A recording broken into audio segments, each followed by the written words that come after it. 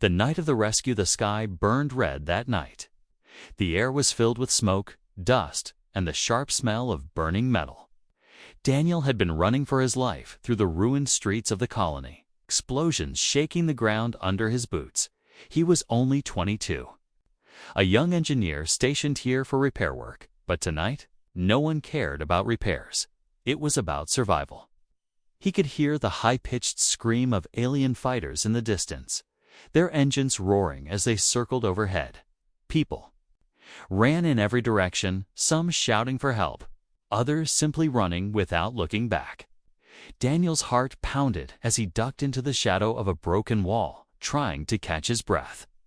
He told himself to stay hidden until the rescue ships arrived, but then he heard a sound so faint it almost got lost in the chaos. It was a cry, small, weak, and trembling. Daniel frowned and turned his head. The voice came again, from somewhere close. He stepped carefully over the debris, scanning the ruins. And then he saw movement under a collapsed support beam. A small hand, pale with strange markings, was reaching out. Daniel's first thought was that it was a child. But as he got closer, his breath caught. It wasn't human. The skin was smooth and tinted with a faint silver hue. The fingers longer than his own, and the nails were dark like polished stone. The girl, because she was clearly young, lay trapped under the heavy beam. Her breathing shallow, her large eyes opened and locked onto his. They glowed faintly in the dark, reflecting the flicker of distant flames. She tried to speak, her voice broken and filled with fear. The words were in a language Daniel didn't understand, but the meaning was clear. She needed help. He didn't stop to think about politics, or the fact that her kind was often called the enemy in news reports. All he saw was someone who would die if he walked away. Dropping to his knees, Daniel grabbed the edge of the beam. The heat from the nearby fires made his skin burn.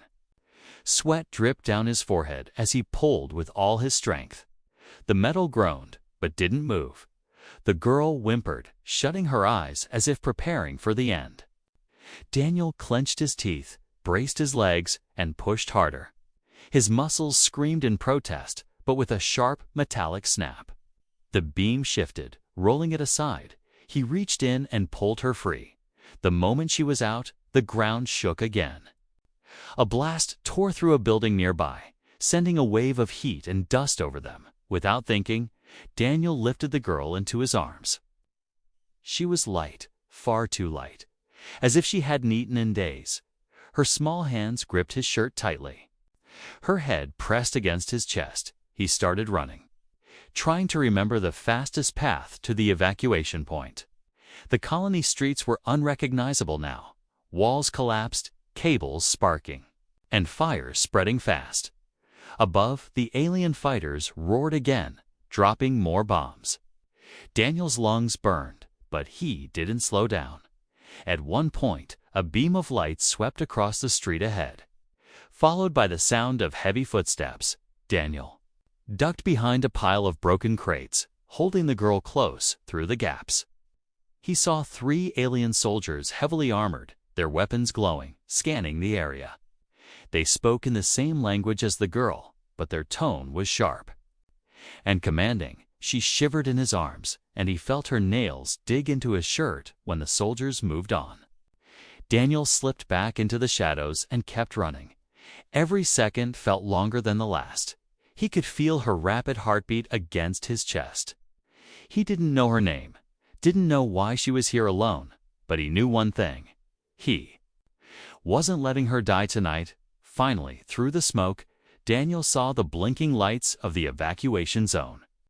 A group of humans and alien allies were already boarding a rescue shuttle. He pushed himself harder. The ground shook again as another blast hit nearby. But he didn't stop when he reached the edge of the platform. A medic rushed forward. Their eyes widened when they saw the girl. Speaking quickly into a communicator, Daniel lowered her gently onto a stretcher. But her hand shot out and grabbed his wrist. Her eyes, wide and shining with tears, looked straight into his. She said something softly, almost like a promise. He didn't understand the words, but he felt the meaning. The medics pulled her away. Loading her onto the shuttle, Daniel stepped back, watching as the hatch closed. A moment later, the shuttle engines roared to life, lifting into the smoke-filled sky. He stood there, breathing hard, his shirt torn, his arms aching, and his ears still ringing from the explosions. That night, as the colony burned behind him, Daniel thought he would never see her again, but somewhere in the back of his mind, the memory of her eyes, glowing faintly even through the dust and fire, stayed with him. A connection had been made. One he didn't fully understand, and one that would return to change his life forever. The strange visitor years had passed since that night of fire and smoke. Daniel's life had changed in many ways, but the memory of that silver-skinned girl still visited him from time to time. He had left the colony wars behind and now lived quietly on a dusty trade outpost at the edge of human territory. Most days were the same, repairing ships, trading spare parts, and keeping to himself. He liked it that way. The twin suns were sinking behind the horizon, casting long shadows across the streets. Daniel was closing his workshop for the night, sliding the heavy metal door shut. The air was cool, and the distant hum of engines told him the evening market was still busy. He reached for the lock, but then he noticed something. A figure was standing across the street, half hidden under a dark hood. The crowd moved around them, but they didn't move at all. They were just watching him. Daniel frowned, wondering if it was someone from the market looking for work. But when the figure stepped forward into the light, his breath caught in his throat. The hood slipped back just enough for him to see a face. A familiar one. The markings on her cheeks were the same, the silver hue of her skin unchanged. Her eyes glowed faintly in the fading sunlight. Daniel's mind raced. Could it really be her? The girl from years ago, now grown, she took a slow step toward him. Her lips trembled as she spoke his name, Daniel. The sound of it was soft, almost like a memory coming to life. For a moment, he didn't move, afraid she might vanish. If he blinked, the street noise seemed to fade. The sellers' voices, the market clatter, even the hum of engines, all distant now. She stood only a few feet away, looking at him as if she'd been carrying this moment for years. Daniel found his voice at last. "You? You're alive," he said. Though it sounded almost like a question, she gave a small nod. But her eyes darted nervously to the side, as if searching the street for something or someone. Her hand came up, not to touch him, but to signal for silence. "They're coming," she whispered. The words were low, urgent, and heavy with fear. "And you're the only one I can trust." Before Daniel could ask who they were, she stepped closer and gripped his arm. Her touch was warm, her hand steady despite the fear in her eyes. He could feel her heartbeat through her fingers. "You saved my life once," she said quickly. "Now I've come to save yours." Daniel barely had time to process the meaning of her words before a deep, distant rumble filled the air. The ground under them vibrated slightly, and in the darkening sky above the market, sleek black ships appeared. They moved like hunting animals, slow but deliberate. The ships descended, landing near the market square. Their hulls gleamed with alien metal, the symbols painted on their sides unfamiliar to Daniel. The hiss of landing gear was followed by a loud metallic clang, and then armored hunters stepped out. They were tall, their armor black with crimson edges. Weapons held ready. The crowd quickly parted, sellers pulling their stalls away, children being hurried indoors. Daniel felt Lyra, though he still didn't know her name yet, tense beside him. Her eyes followed the hunters' movements. One of the hunters barked something in her language. His voice was loud and commanding. Daniel didn't understand the words, but the tone made his skin crawl. The hunters began scanning the crowd, looking for someone. Daniel didn't need to guess. "Who?" She pulled on his arm, leading him away from the workshop and into a narrow side street. The air between the buildings was cooler, the shadows deeper. Daniel followed without resisting, his mind racing. Whoever these people were, they weren't here for trade. And they weren't going to leave without finding her. They ducked behind a stack of supply crates. She finally spoke again. "My name is Lyra," she whispered. Her voice was quick, like she was afraid time might run out. "I've been searching for you for years." Daniel stared at her, confused, searching. "For me? Why?" She met his gaze, her expression fierce despite the fear in her eyes. "Because the night you saved me, you became part of something you didn't know," she said, "and now it's caught up to you." Daniel opened his mouth to ask what she meant, but the sound of boots striking metal grew louder. The hunters were coming down the alley, their shadows stretching toward them. Lyra's hand tightened on his arm. "If they find you with me, they'll kill you too," she said. "You have to trust me," without waiting for an answer. She pulled him down another narrow passage, their footsteps echoing softly. Daniel could feel his pulse in his throat. Years ago, he had saved her without knowing her name.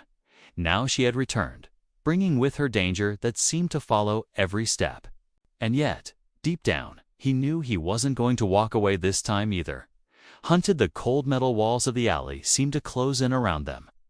Daniel could hear the echo of boots getting closer. The sound was steady, unhurried, the kind of walk that said the hunters already knew where their prey was. Lyra's hand gripped his tightly as she pulled him through the maze of narrow streets. The outpost was different at night. The warm glow of market stalls had faded, replaced by flickering streetlights and the hum of faraway generators. Every corner seemed to hide a shadow, every shadow a threat. Lyra moved with quick, precise steps, as if she had studied this place for days. Daniel followed, his mind a storm of questions, but he stayed silent. He could feel the urgency in her pace. They turned sharply into a side alley, just as a group of hunters passed the street they had been on. Daniel caught a glimpse of their armor, black and red, marked with sharp, blade-like patterns. The glow from their visors cut through the darkness like the eyes of predators. One of them stopped, scanning the area with a strange device. Daniel held his breath. Lyra pressed him back against the wall for a tense moment. The hunter's gaze swept past them. The device beeped softly. The hunter muttered something in their language, and Daniel could feel Lyra's body tense even more. Then, as if the danger had passed, the group moved on. The sound of their boots faded slowly. "Who are they?" Daniel finally whispered as they started moving again. Lyra glanced over her shoulder. "They are called the Vorak," she said. "Assassins, bounty hunters, and enforcers for whoever pays the most." Her voice was low but steady. "They've been hunting me for years." Daniel's chest tightened. Why? What could they want so badly? Lyra didn't answer immediately. She led him into an abandoned storage yard, the metal gate squealing softly as she pulled it open. Inside, the air smelled of rust and old oil. "They want what I know," she finally said. She knelt beside a stack of crates and pulled out a small metallic cube. Daniel didn't recognize the material. It pulsed faintly with blue light. "This holds proof," she said. "Proof of crimes that could bring down powerful people, not just in my world, but in yours." Daniel stared at her. "You're telling me humans are involved?" Lyra nodded slowly. "Yes, and the night you saved me. You put yourself on their list without knowing it." She looked at him, her expression fierce and protective. "If they catch you, they won't just kill you, they'll erase you." A sharp, clanging sound echoed from the street outside. Lyra froze, her eyes darted toward the far wall. Daniel could hear it too. The hiss of a door opening, the unmistakable rhythm of approaching boots. Though Vorak had found their trail again, Lyra moved quickly, slipping the cube into a small pouch on her belt. She grabbed Daniel's hand and pulled him toward a service door at the back. The hinges screeched in protest as she pushed it open. They slipped into a narrow corridor that smelled of dust and old wiring. The corridor led them deeper into the industrial district. Pipes lined the walls, and steam hissed from cracked valves. Every sound they made seemed too loud. Daniel's heart raced. He could feel sweat on his neck. Lyra's pace never slowed. They emerged into a wider street, empty except for the distant glow of a sign. Lyra pointed. "We need to get to the edge of the outpost," she said. "I have something hidden there that can take us away." Daniel didn't argue. But his mind was already spinning. Leaving meant running from everything he knew. But staying meant facing whatever was chasing her. Suddenly, a shadow dropped from the rooftop above. A Vorak soldier landed in front of them, weapon raised. The glowing visor reflected their faces. Daniel's instincts took over. He shoved Lyra aside just as a burst of energy scorched the wall where they had been standing. Lyra rolled to her feet, a short plasma blade appearing in her hand like it had always been there. The hunter lunged, their armor clanging with each step. Lyra met the attack with surprising speed. The clash of blade and weapon sent sparks into the night. Daniel scrambled to the side, his eyes landing on a loose metal pipe. He grabbed it without thinking. The hunter was focused on Lyra. Their strikes heavy and fast. Daniel stepped in from the side and swung with all his strength. The pipe connected with the back of the hunter's helmet. The impact made them stumble. Lyra didn't waste the chance. She slashed across the gap in the armor, the blade cutting deep. The hunter staggered back, sparks flying from their weapon. With a final strike, Lyra knocked them to the ground. The glow from their visor dimmed. Breathing hard, Lyra looked at Daniel. "You didn't have to do that," she said. He shrugged. "Guess I owed you one." She gave him a small, almost sad smile. "You owe me nothing," she said. "But now, you're part of this whether you want to be or not." In the distance, more ships were approaching, their engines loud in the quiet night. Lyra's gaze turned toward the dark horizon. "We have to move now," she said. Daniel didn't argue. He followed her into the shadows, knowing there was no turning back. Secrets revealed. The wind howled through the narrow canyon as Daniel and Lyra moved quickly. Their footsteps echoed off the rock walls, and every sound seemed louder in the still night. Above them, the faint glow of the outpost lights was fading, replaced by a sky full of cold stars.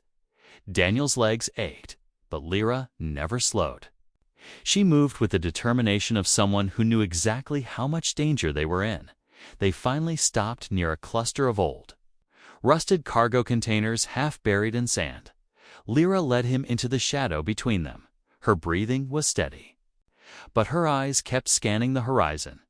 Daniel leaned against one of the containers, trying to catch his breath. "All right," he said, his voice low. "It's time you tell me everything for a moment." She didn't speak. Her eyes shifted to meet his, glowing faintly in the starlight. "The night you saved me," she began, "I wasn't just a lost child." Daniel stayed silent, listening as the wind whistled through the canyon. "I was running from my own people," she continued.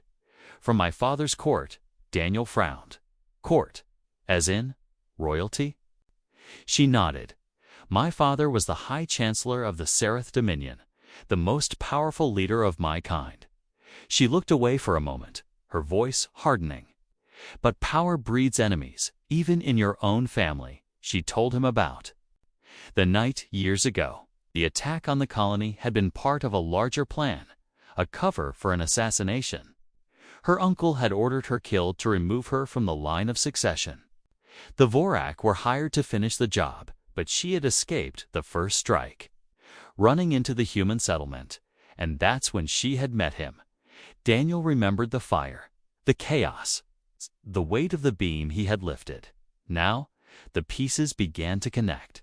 "So all these years, they've been hunting you?" Kay asked. Lyra nodded.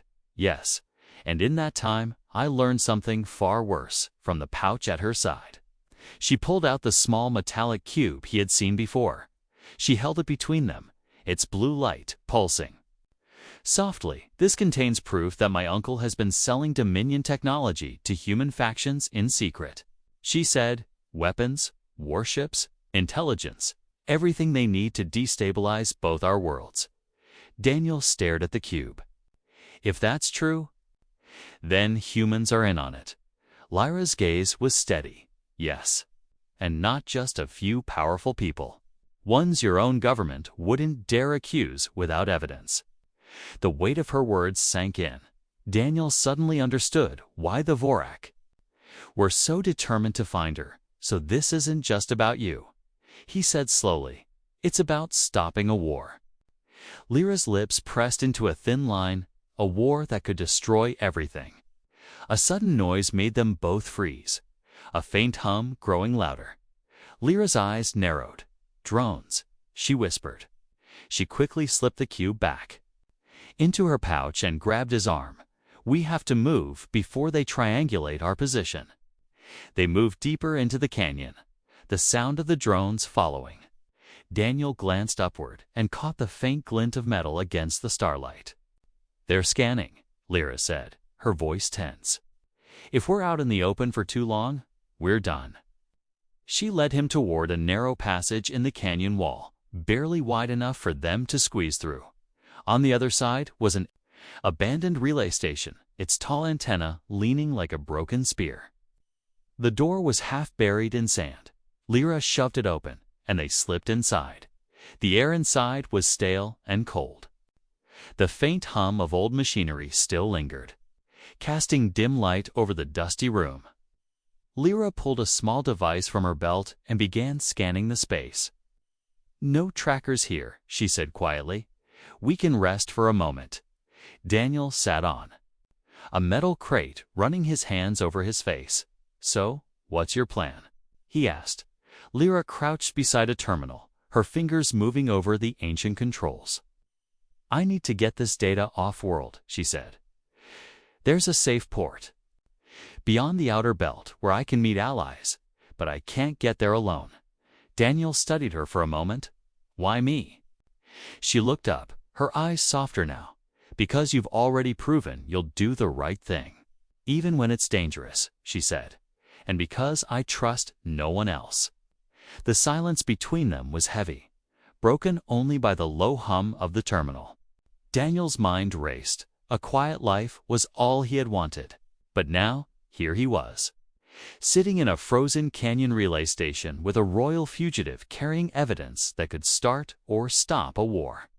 Before he could reply, the walls trembled with a distant explosion. Lyra's head snapped up. They found the canyon entrance, she said. Her voice had lost all softness now, replaced with urgency. We're out of time. Daniel stood, feeling the weight of the moment. Then let's go, he said. Lyra's lips curved into the faintest smile. Good, she replied, because, after tonight, there's no turning back. The relay station shook again, dust falling. From the cracked ceiling, Daniel could hear the low growl of engines approaching, the sound bouncing off the canyon walls like a predator's roar. Lyra was already on her feet. Moving with sharp, practiced motions, she grabbed the cube from her pouch and slipped it into a hidden pocket inside her jacket. They're closing in fast, she said, her voice tight but steady. We have to move now. Daniel didn't argue. He grabbed a small flashlight from a shelf, its beam cutting a narrow path through the dusty air. Lyra pushed open the back door of the relay station, and a rush of cold wind hit them, carrying the smell of sand and metal. The canyon stretched ahead, shadows deep and sharp under the starlight. Lyra took the lead, moving quickly but silently. Daniel stayed close behind, his ears straining for every sound behind them. Faint red lights appeared at the canyon entrance, the hunters' drones. They moved like silent insects, scanning the ground as they crept forward. Keep to the shadows, Lyra whispered. They hugged the canyon wall, stepping over loose rocks and ducking under jagged overhangs. Daniel's boots crunched softly on the sand, every noise sounding too loud. Lyra glanced back often, her eyes glowing faintly in the dark, checking too. Make sure he was still with her. The sound of the drones grew louder. Daniel risked a glance over his shoulder. They were gaining. Their red lights swept across the canyon floor, just missing them as they slipped behind a boulder. Lyra crouched low, her breathing calm despite the danger. "We can't outrun them in the open," she said. "Follow me." She darted toward a narrow fissure in the canyon wall, barely visible in the shadows. Daniel squeezed through after her, the cold rock scraping his arms inside. The space opened into a hidden path that sloped downward. The air grew cooler, the sound of the drones. Muffled by the stone walls, the path ended at a small clearing where an old speeder bike was half buried in sand. Its paint was faded, its frame scratched, but it looked functional. Lyra knelt beside it, pulling off a panel and working quickly with a small tool from her belt. Daniel kept watch, his eyes scanning the darkness. "Tell me this thing runs," he said quietly. Lyra smirked faintly without looking up. "It will," she replied, a moment later. The engine sputtered to life with a low hum. She swung one leg over the seat and motioned for him to get on. "Hold tight." Daniel climbed on behind her, gripping the sides of the seat. The moment he was secure, Lyra twisted the controls. The speeder leaped forward, sand spraying behind them as they shot out of the clearing and back into the canyon. The wind tore at Daniel's face as they raced through the narrow passage. The walls blurred past, the speeder's engine whining as Lyra pushed it faster. The red lights of the drones appeared again behind them, weaving through the canyon in pursuit. They're catching up. Daniel shouted over the roar of the wind. Lyra's eyes narrowed, not for long. She pulled sharply to the left, guiding the speeder into a side tunnel barely wide enough for them to pass. The walls were so close, Daniel could feel the rush of air as they sped by. The tunnel opened suddenly into a wide, flat expanse under the open sky. Stars stretched overhead, cold and endless, far in the distance. Daniel could see the faint outline of something metallic. A shipwright's voice cut through the rush of the wind. "That's our way out," but the hunters weren't giving up from behind. The sharp crack of blaster fire echoed through the night. Bright bolts of energy streaked past them, one striking the sand beside the speeder and sending a spray of dirt into the air. Daniel ducked instinctively, his grip tightening on the seat. Lyra swerved hard, zigzagging across the open ground. The ship ahead grew larger, sleek, dark, and shaped like a predator lying in wait. Its landing ramp was already down, glowing faintly with blue light. Lyra pushed the speeder harder, the engine screaming in protest. The drones closed in from both sides, their weapons glowing. Daniel spotted one moving ahead to cut them off. "Left," he shouted. Lyra didn't hesitate. She jerked the controls, sending the speeder into a sharp turn that nearly threw Daniel off. The maneuver took them around the drone, but the others were still close. The ramp of the ship was only meters away. When a burst of energy struck the ground directly in front of them, the blast threw sand and rock into the air. Lyra didn't slow. She drove straight through the cloud. The speeder rattling violently, they shot up the ramp, skidding to a stop. Inside the ship's hold, the moment the speeder's engine died, Lyra was already running to the cockpit. Daniel followed, his legs shaking from the ride. She slammed her hand down on the controls, and the ramp began to rise, sealing them inside. Outside, the hunters fired, their shots ricocheting off the ship's hull. The engines roared to life, the floor vibrating beneath their feet. Daniel grabbed the back of her seat as the ship lifted off. The ground fell away, the canyon shrinking below them. Lyra's hands moved quickly over the controls, her face set in fierce concentration. The ship surged upward into the sky, leaving the hunters and their drones far below. Daniel looked at her, his voice low. "We made it." Lyra didn't take her eyes off the stars ahead. "Not yet," she said. "Now comes the hard part." The hum of the ship's engines filled the cockpit. Outside, the stars stretched like a silver ocean, endless and cold. Daniel stood behind Lyra, gripping the back of her seat as the ship climbed higher. The controls glowed under her fingers, her movements quick and sure. The planet below was already shrinking, a swirl of gold deserts and dark canyons under the night sky. Daniel exhaled. Slowly, the tension in his chest refusing to ease. "They won't stop, will they?" he asked quietly. Lyra shook her head, her eyes fixed on the display in front of her. "No, they'll follow until they get what they want." She adjusted a lever, and the ship's engines deepened in tone. "We have a few minutes before they track our jump path," she said. "That's when you have to decide." Daniel frowned. "Decide what?" Lyra turned her head slightly, her eyes catching the faint blue light from the console. "Whether you come with me or stay behind." The words hung in the air like a weight. Daniel blinked. "Stay behind? You mean go back to the outpost?" She nodded slowly. "If you stay, you can try to hide, pretend you know nothing. Maybe they'll believe it, maybe not." "And if I come with you?" he asked. Lyra's gaze didn't waver. "Then you'll be hunted too, everywhere we go. You'll be walking into a war that isn't yours." Daniel leaned back against the wall of the cockpit, his thoughts tumbling. He thought about his quiet life, the workshop, the dusty streets, the evenings spent in peace. But even as the image came to mind, it felt empty now. He had seen too much, heard too much, and deep down, he knew that if he let her go alone, he'd never forgive himself. Lyra watched him silently, her hands still moving over the controls. The steady hum of the engines was the only sound. Finally, she spoke, her voice softer now. "When you pulled me from the fire all those years ago, I didn't understand why. No one had ever risked so much for me before. I swore to myself I would repay that debt someday." Daniel met her eyes. "You already have." She shook her head. "Not yet, but if you come with me, I'll make sure you live through what's coming, even if it costs me everything." The sincerity in her voice made something tighten in his chest.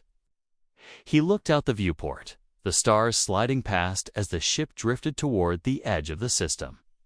Somewhere out there was the safe port she spoke of, and somewhere behind them the Vorak hunters were already plotting their next move.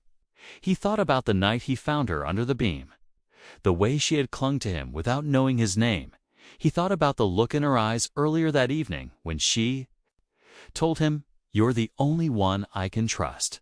The ship's warning chime broke his thoughts. Lyra glanced at the display, her voice tense again. "They've locked onto us. We have less than 2 minutes before they're in range." Daniel stepped forward. "Then I guess it's not much of a choice." She looked at him, one eyebrow raised. "What do you mean?" He moved to the co-pilot seat and sat down. "I'm coming with you." Lyra's eyes softened, but there was no surprise in them. "I hoped you'd say that," she said quietly. She activated the jump sequence, the ship's frame vibrating. As power built in the engines, the starlight outside began to stretch, the familiar pinpricks of light smearing into long lines. Daniel felt the pressure in the air shift, the faint taste of metal on his tongue. The ship lurched as the jump engaged. Outside, space twisted into a tunnel of light. The sudden silence that followed was almost unnatural. Lyra relaxed slightly, her hand steady on the controls. "We've bought ourselves some time," she said, "but they'll find us again." Daniel leaned back in the seat, his heartbeat finally slowing. "Then we make sure we're ready next time." Lyra glanced at him, a faint smile on her lips. "You sound like someone who's done this before." Daniel smirked faintly. Fixing ships in a backwater outpost is different. But maybe not that different. Her smile faded into something more serious. If you stay with me, you'll see things you can't unsee. You'll be part of something bigger than either of us. And once you step into that world, there's no walking away. Daniel met her gaze, his voice steady. I already stepped into it the night I pulled you from the fire. Lyra's eyes held his for a moment longer before she looked back to the stars ahead. Then we're in this together, she said. The ship sailed on through the quiet tunnel. Of light, their path uncertain but shared. Somewhere ahead lay danger, betrayal, and war. But for the first time in years, Daniel felt a strange clarity. He had made his choice, and there was no turning back. The Return the Stars snapped back into focus as the ship dropped out of hyperspace. Wow. The view outside was a vast stretch of black, scattered with points of light, somewhere ahead. A faint blue glow marked the edge of a distant nebula. Daniel felt the shift in the air as the engines adjusted, a deep hum running through the deck. Lyra's eyes stayed fixed on the navigation display. We're close, she said, her voice steady but quiet. Daniel leaned forward in the co-pilot's seat. Close to what? She glanced at him, the faintest smile touching her lips. Home, Daniel raised an eyebrow. You're taking me to your planet. Lyra shook her head. Not quite. There's a station hidden in the edge of that nebula. It's where my allies have been waiting. It's also where I can finally give them this. She tapped the pouch at her side where the cube was hidden. The thought of allies made Daniel tense. He had no idea what kind of people or beings she was leading him to, but something in her voice told him this was important. Maybe the most important step of their journey so far. The ship drifted closer to the swirling blue edge of the nebula. Light from distant stars bent and shimmered through the gas clouds. Daniel had never seen anything so strange and beautiful, but his moment of awe ended when a sharp beep came from the console. Lyra's smile vanished. They found us, she said. Her hands flew over the controls. The sensors showed 3 incoming. Signals Vorak ships, smaller but faster than hers. Daniel's stomach tightened. Can we outrun them? Lyra's jaw set. Not before we reach the station. We'll have to fight our way in. The Vorak ships closed in quickly, their sleek black hulls cutting through the void like blades. The first shot came without warning, a bolt of red. Energy streaking past their hull, Daniel gripped the seat as Lyra spun the ship sharply. Avoiding a second blast. Hang on, she warned. The next minutes were chaos. The ship rolled and weaved through incoming fire. The deck shuddered with each near miss. Daniel's heart pounded. He wasn't a pilot, but he knew enough about ships to understand how close they were to being torn. Apart then, through the haze of the nebula, the station appeared a massive ring-shaped structure, its lights barely visible through the swirling blue gas. But as they got closer, Daniel could see faint flashes coming from it, defense guns firing on the Vorak ships. Lyra's voice cut through the noise. They see us. They're opening a path. She pushed the throttle forward. The ship surged ahead. Weaving between bursts of enemy fire, one of the Vorak ships broke off. Chasing them directly, its weapons lit the dark. Daniel glanced at the controls and spotted the manual turret system. Without thinking, he strapped himself in and grabbed the targeting handles. The turret whirred as it turned, the enemy ship filling. The targeting circle, Daniel squeezed the trigger. A burst of plasma fire lit the space between them. The Vorak ship swerved, but one shot hit home, sending sparks and smoke trailing from its side. Lyra didn't waste the chance. She shot forward, slipping past the last of the enemy fire and into the station's shield perimeter. A shimmering blue barrier closed. Behind them, cutting off the Vorak ships, Daniel exhaled, his shoulders sinking in relief. Inside the shield, the station loomed huge above them. Docks extended like metal arms, glowing lights guiding them toward an open landing bay. Lyra guided the ship in smoothly, the landing gear clanging softly as it touched down. The engines powered down, leaving only the faint hum of the station around them. For a moment, neither of them moved. The silence felt heavy after the battle. Finally, Lyra turned to him. "You?" "Did well," she said. Daniel gave a small shrug. "I had a good pilot." They left the cockpit and walked down the ramp into the docking bay. The air was warmer here, filled with the faint smell of oil and ozone. Waiting for them was a group of tall figures, Seraph warriors in silver armor. Their eyes followed Daniel with open curiosity, but their focus was on Lyra. One stepped forward, bowing slightly.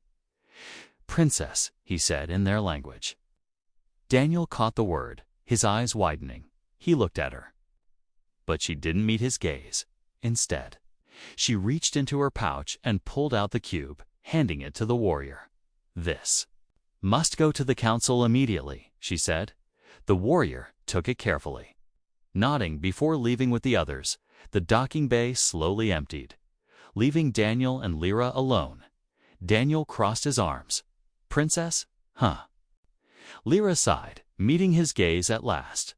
"I didn't tell you because I didn't want you to see me as anything other than the girl you saved." Daniel's expression softened.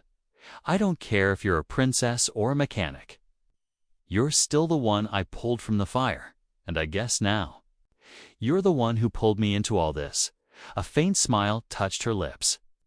"And I'll keep pulling you until this fight is over," she said quietly. She stepped closer, her eyes searching his. "You could stay here. You'd be safe. The Vorak wouldn't find you." Daniel shook his head. "Safe isn't enough anymore. I'm with you. Wherever this goes." For a moment, her expression was unreadable. Then she nodded slowly. "Then, this is where it begins." Outside the station's windows, the nebula swirled like a living ocean. Somewhere beyond it, enemies were regrouping, and the war was far from over. But inside the docking bay, the promise between them was clear. Years ago, he had saved her life. Now, she had returned, and neither of them would ever walk alone again.